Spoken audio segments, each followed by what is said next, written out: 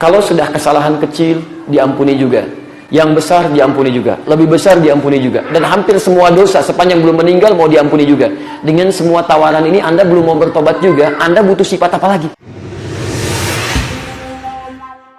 Jaga waktu-waktu sholat. Tunaikan dengan khusyuk. Ya, ingat kalimatnya, Nabi senang dengan orang yang sholat tepat pada waktunya. Dipanggil jam 11.54, Anda sholat jam 1. Salah tidak? Salah. Dosa tidak? Belum tentu, jangan disimpulkan dulu. Salah sih iya, dosa belum tentu. Barangkali Anda terjebak dalam kemacetan yang belum bisa tunaikan pada saat itu, nggak ada tempatnya, atau pakaian sedang kena najis, belum dibersihkan dan sebagainya.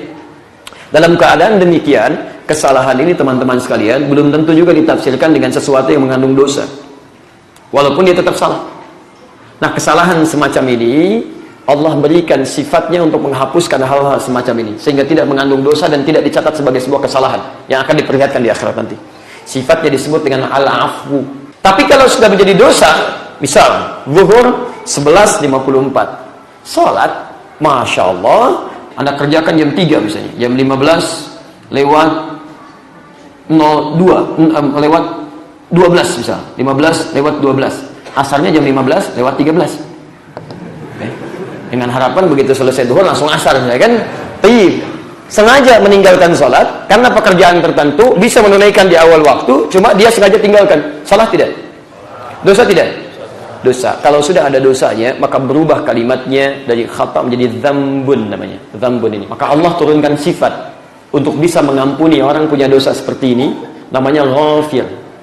Ghafir. Makanya ghafir dipasangkan dengan dzambun. Di Quran surah 40 ayat ketiga. Ghafiridz dzambi wa qabilit taubi. Allah yang mengampuni orang yang pernah berbuat salah, ada dosanya di situ. Tayyib, mohon maaf, sudah dia tidak sholat, ngajak orang lain gak sholat. Mana sih masjid sholat? Sholat nomor 2, nomor 1, tuh ada menu baru. Masya Allah, geser ke sana, berangkat, ditunda waktu sholat sengaja. Padahal dia bisa kerjakan sholat dulu. Dosa tidak? Salah tidak? Maka bertambah kesalahannya, bukan cuma untuk pribadinya, tapi menyebabkan orang lain berbuat salah juga. Maka dari dzambun turun jadi dzunubun. Dzunubun. Maka Allah turunkan sifat yang selanjutnya disebut dengan Ghaffarun. Ghaffar. Fokus. Nabi Nuh alaihissalam di Quran surah Nuh itu ayat ke-10, ketika mengatakan pada umatnya, faqultu astaghfiru rabbakum innahu kana ghaffara, bukan ghafira, tapi ghaffara. Saya katakan pada umatku, kalian cepat bertobat kepada Allah, istighfar. Sungguh Allah itu ghafara, bukan ghafira. Lihat, kenapa Nabi Nuh mengucapkan kata ghafara? Untuk memberikan kesan bahwa umatnya sudah mulai banyak dosanya. Bukan cuma 1-2, sudah mulai mau melempari, sudah mulai mau mengotori, sudah mulai mau menyakiti. Sehingga itu kalimatnya mengatakan ghafara, seakan-akan beliau katakan, maaf, ya dosa kalian sudah semakin banyak, tapi Allah Maha mengampuni dosa kalau kita mau kembali. Sudah tidak sholat, ngajak orang lain gak sholat, maaf, membicarakan yang sholat. Suatu nomor 2, ini nomor 1 menu baru. Mereka mah terlampau soleh lah. Dari kemarin juga begitu kebiasaan. Saya amati begitu aja tiap hari. Si Ahmad aja nggak begitu, misalnya. Terus semua dibicarakan, menghambat orang sholat, membicarakan yang sholat, sudah muncul dosa baru. Dzunubun ma'adzulmi.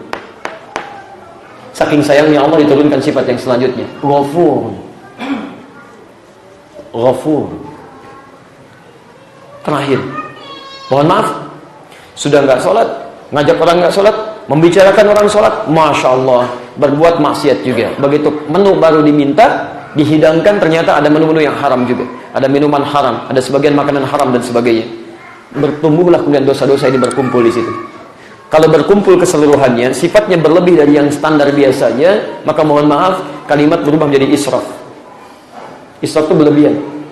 Antum prasmanan itu berapa kadar makannya? Jatah makannya berapa kalau prasmanan? Prasmanan, antum ngambil sekali kan, makan. Ini 3 kali, Masya Allah, masuk.